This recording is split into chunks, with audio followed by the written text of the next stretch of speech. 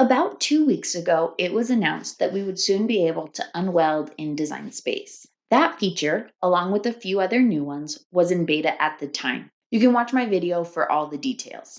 Now, those features have been released in version 7.20, which is rolling out live now. You probably already have it after you open Design Space, since I have had a sick kiddo all week. The beta version and this what's new don't make it clear what other feature was going to be impacted by the changes to the layers panel. My name is Ruth. This is Hank's Maker Mentor. In this video, I'll give you a really quick recap of the features that were in the beta for 7.20 and go into a bit more detail about the feature they didn't tell us about.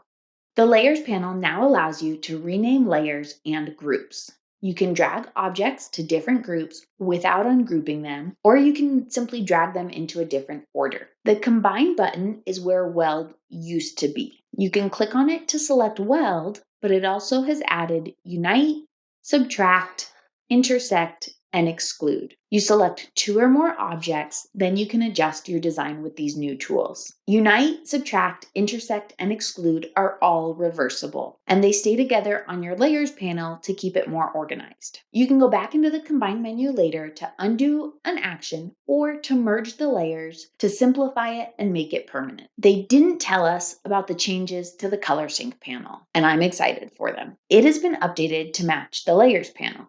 It tells us the hex code for the colors we have on our canvas and has the object name, so it's easier to figure out what the tiny pieces are and which color they need to be. They've also made it so you can purchase Cricut Access for a year during the new product setup. Hint, don't do it until you've watched my video about Cricut Access. There are a few fixed field issues, which were formerly known as bug fixes. Hopefully, this version won't have as many bugs in the first few weeks since so many people tried it in beta. If you want a more in-depth look at the new Layers panel and Combine features, check out this video.